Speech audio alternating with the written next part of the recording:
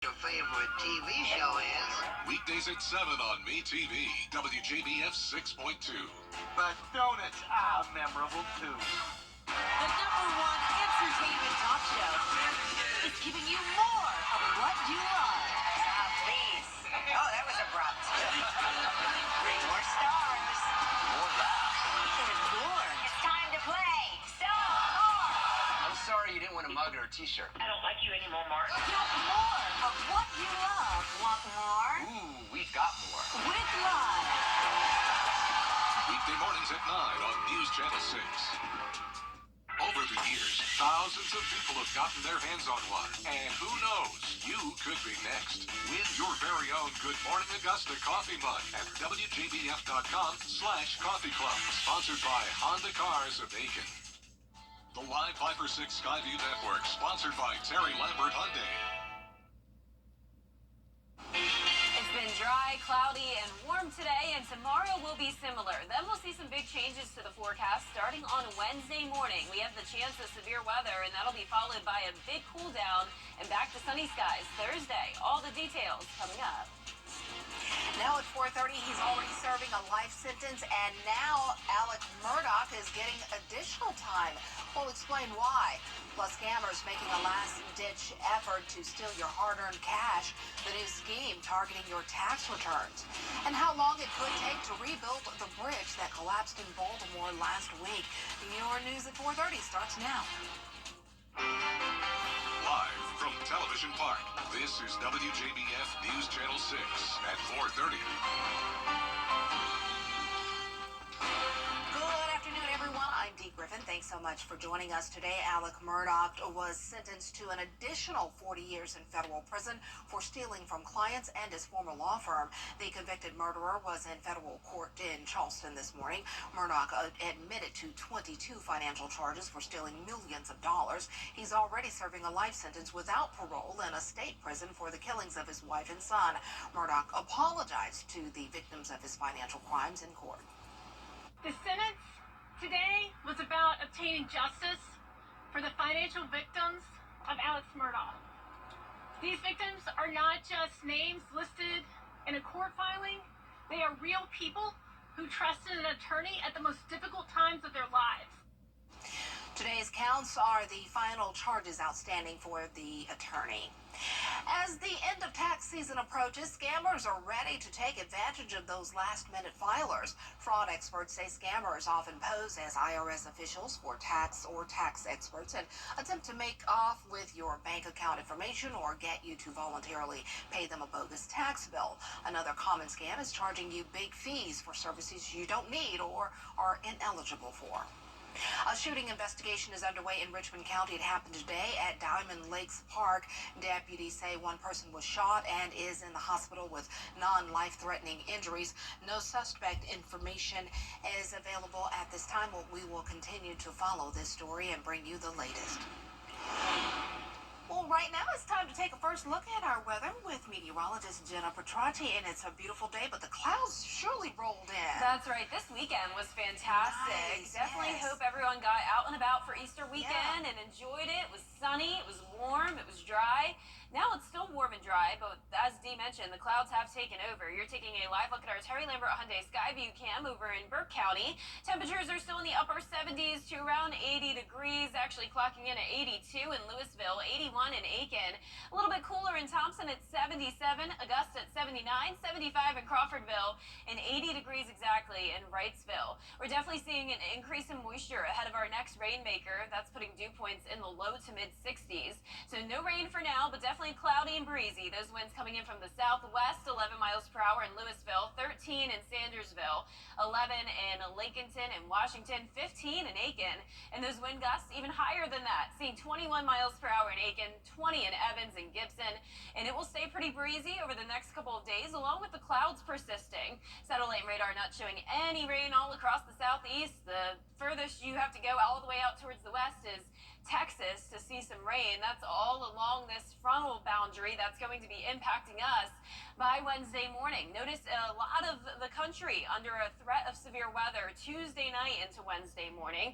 For us, it's a marginal risk and a slight risk, level 1 and 2 on our severe weather scale. But in the meantime, tonight, don't have to worry about anything. It will just be cloudy. Temperatures staying at 80 degrees at 6, 77 at 7 p.m. Now, coming up, I'll have more details on that threat of severe weather, so stay with us. But back to you, Dee. All right, thanks so much. We'll see you then. It's a race to reopen the port of Baltimore and clear the water nearly a week after the Key Bridge collapsed. A new opening that will widen over time and help with the flow of marine traffic in and out of the port. Perry Russum reports. Today, the first sign of the Port of Baltimore slowly reopening. A small ship passing through a new temporary channel. First meant for boats working on the cleanup.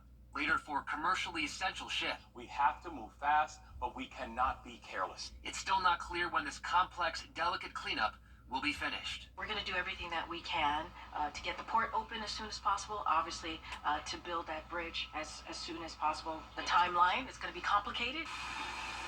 Over the weekend, blowtorches slicing through steel. Workers removing a piece of the bridge weighing 200 tons. Yeah. The Coast Guard dropping channel markers in the water.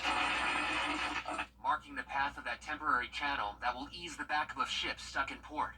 Adding to the cleanup complexity, a natural gas pipeline runs underneath the crash site. Pressure in the pipeline has been reduced as crews work above. It's not just that you have to remove the wreckage, it's that you have to do it in a way that doesn't cause portions of the bridge that are there across the water to shift. They've been under a lot of compression and tension. They could behave almost like a spring if they are not expertly managed. Both cargo and passenger ships are being rerouted to other ports, including this Carnival cruise ship. Carnival was simply looking for a safe port of harbor. Scheduled to dock in Baltimore, the ship was diverted to Norfolk, Virginia. Passengers put on buses for a 4-hour ride north. Thanks for the good folks in Norfolk for getting us home. President Biden will be in Baltimore on Friday to visit the site. The White House still says the federal government will pay to rebuild the bridge. Still not clear what that funding will look like. Perry Russum, ABC News, Washington. American Airlines leaders are giving more leeway to travelers with pets. The airline will now let travelers carry one full-sized carry-on luggage and a companion pet into plane cabins, and any other additional bags will need to be checked. Prior to the change, pets were only allowed on board if they paid a $150 fee. Some experts believe it will reduce pet traveler frustrations and help stop false claims that their traveling pet companion is a service pet. Well, coming up, and then there were four. A preview of the big NCAA women's tournament. And it's going to be mostly cloudy and warm once again for your Tuesday, then Tuesday night into Wednesday. We have a cold front moving in. That'll bring rain and possible severe weather. All the details coming up. Each year, Augusta. With decades of experience, our award-winning creative team will guide you step by step through the creative process, resulting in a successful marketing message for your brand. Over the years, we've helped hundreds of local businesses expand their voice. Visit WJBF.com/creative to find out how we can do the same for you. Fly direct to Washington, D.C. from Augusta Regional Airport. South Carolina, the only undefeated college basketball team, returns to the Final Four, taking on North Carolina State. Griffin Haas breaks down Sunday night's game. For the fourth straight year, the South Carolina Gamecocks are Final Four bound, beating Oregon State to emerge from Albany as Region 1 champs. Let's take a look at how they did it. The Gamecocks were aggressive on the defensive end from the jump, forcing 4 early turnovers. They struggled to shoot, but led 18-14 after 1. South Carolina continued to do their damage inside in the second, but Oregon State started to hit the 3, keeping it a 37-33 game heading into the half. In the third, Oregon State cut it to 2, but then the Gamecocks, they switched it into high gear, using a 12-0 run toward the end of the quarter to grow their largest lead of the game, a 14-point advantage. Oregon State fought back to cut it to 4 in the fourth, but South Carolina would not be denied. They out-rebounded the Beavers by 14. They scored 44 points in the paint on their way to a 70-58 win. Dawn Staley cutting down the nets once again, her 6th Final Four appearance. South Carolina heading to the Final Four for the 4th year in a row. Each time we get an opportunity to cut down some nets to go to the Final Four, it's really special. Because you don't know when it's going to be the last time that you'll do it. And, more times than not, there are players on the team that didn't experience it. We had, 6 players on this team that didn't experience cutting down the net. I think we called them all out in the locker room. I want their experience to be as special as the very first time that we've been able to cut down the nets to go to our first Final Four. One of those players, freshman Tessa Johnson, who poured in a team-high 15 points. It's very special because, like I said earlier, I was the little girl dreaming of being up there, and now I am. And especially with my teammates, like my team, I love my team. I can't ask for a better team and coaches. Up next for the Gamecocks, a battle of the Carolinas. Undefeated South Carolina taking on NC State in the Final Four in Cleveland. USC will play NC State on Friday, but tonight, Angel Reese and Caitlin Clark hit the court in what's being called the biggest game of the year so far in women's basketball. And if you know the history of those two, this is going to be big. The defending champion LSU Tigers looking to get back to the Final Four with double-double threat Angel Reese. She's this year's SEC Player of the Year. They'll be taking on the Hawkeyes superstar guard Caitlin Clark, a three-point machine who this season took over the title for the most career points in Division I NCAA history. I think, like you said, there's definitely that competitive fire. Both of us want to win more than anything, and that's how it should be when you're a competitor and you get into a situation like this. I think people just take it like we hate each other. Like, me and Caitlin Clark don't hate each other. Like, I want everybody to understand that it's just a super competitive game. You may not hate each other, but y'all are big-time competitors, and that's what makes the game even more electric. Now, a lot of eyes will no doubt be on tonight's big game. Last year, the NCAA championship game drew almost 10 million viewers, making it the most watched women's basketball game in television history. We can't wait to see what plays out tonight, and we'll be right back. At a young age, I wanted to 800-749-7957. Clear, accurate stories that don't waste your time. Plus, get the latest video in one click with WJBF Plus. Get it all at WJBF.com. Now, your most accurate forecast with WJBF Live 5/6. Welcome back. I hope you enjoyed your Easter weekend. We definitely had beautiful weather. Really couldn't beat it. Lots of sunshine. And check out that high temperature we had for Easter yesterday. High of 81. That is a big difference from our high temperature last Easter in 2023. We only topped off in the mid-60s. However, both years we had some chilly mornings in the 40s. So pretty interesting stat there. Our Terry Lambert Hyundai Skyview cam now showing that we traded up the sunshine this weekend to pretty cloudy skies. You're taking a live look in Emmanuel County. May look like it's going to rain, but I promise you it's not. We will keep it dry for the next 24 hours or so. 79 as our temperature, so a warm evening. 7-mile-per-hour wind, dew points on the rise up to around 60 degrees. Anywhere from those mid-70s to low 80s further towards the south. 75 in Washington, our coolest spot. 80 in Aiken, 80 as well in Millen, 81 in Allendale and Barnwell. Those winds coming in from the southwest up to around 10 miles per hour, but the wind gusts up to around 20 miles per hour. Satellite radar showing the cloud cover pretty much for everyone, not just in the CSRA, but all of the south under cloudy conditions with this front to the north of us, bringing showers and storms around the Midwest, the plains, all the way down into New Mexico. So this is going to be a pretty powerful system that will impact much of the country over the next couple of days. But in the meantime, tomorrow looking good. Partly cloudy to mostly cloudy skies. Temperatures starting out on the warmer side, 63 at 8 a.m., 83 by 4 o'clock in the afternoon. Now, over the next several days, we'll see those temperatures take a big dip. So tomorrow is the last day in the 80s, dropping down to the 70s on Wednesday, and then we'll cool down all the way to the mid-60s Thursday into your weekend.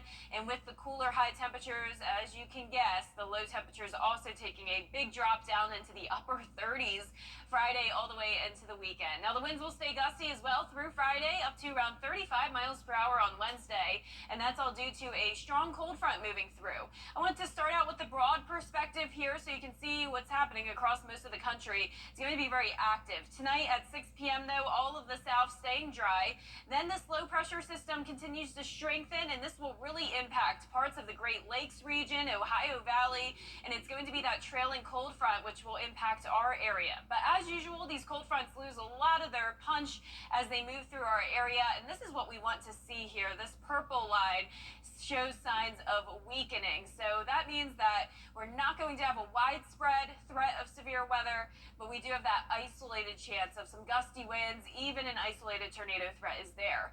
But let's bring it closer to home. At midnight going into your Wednesday morning, just a few showers, cloudy skies. Then as we take things through the morning around 6 a.m., some of these cells here could be strong. This threat continues until around 9, 10 o'clock in the morning, and then after that, it's done. So it's going to be a very quick window where we can have some strong storms develop, and then we'll actually see some sunshine Wednesday afternoon. But the highest threat of severe weather is in the Ohio Valley. For us, an enhanced risk for northwestern Georgia, but for the CSRA, it's only level 1 and level 2. So it's going to be our northern and western counties where we'll have to watch for a bit of a higher chance of severe weather, but still, as I mentioned, pretty isolated. And I'm not worried about flooding at all. Those rainfall totals under a half an inch for everyone. Lows tonight will be in the low to mid 60s. Highs tomorrow will be in the low to mid 80s, and that 10-day forecast showing the cool down after we get through the rain and storms on Wednesday. Back to beautiful sunshine Thursday all the way through Monday of next week, and we'll warm up next week as well. Just in time for the big tournament. Yes. All right. Well, it's 2 and WADs this week, and then the Masters. Beautiful weekend in store. Once again, just like last weekend. That's awesome. Thanks a lot. Well, coming up, a company that claims to have the answer for your trip ruined by the weather. Attention. MeTV WJBF 6.2. The CSRA's favorite news app is now even better. Download the News Channel 6 mobile app, powered by Georgia Farm Bureau. If you book a trip and the weather prediction is incorrect, Weather Promise will pay for your trip. Here's how it works. You book your trip and purchase a Weather Promise protection plan. Now, if the app is wrong about the forecast, you will be refunded for the plan. And the catch, Weather Promise is based on artificial intelligence. Aha! Which officials say is rarely wrong about forecasts, sure. Plans can cost anywhere from $500 up to $10,000. So there you have it. Well, coming up on News Channel 6 at 5, a deadly fire investigation is underway in Columbia County. What we know so far, we'll have all the details and more news coming your way with Brad and Jenny next.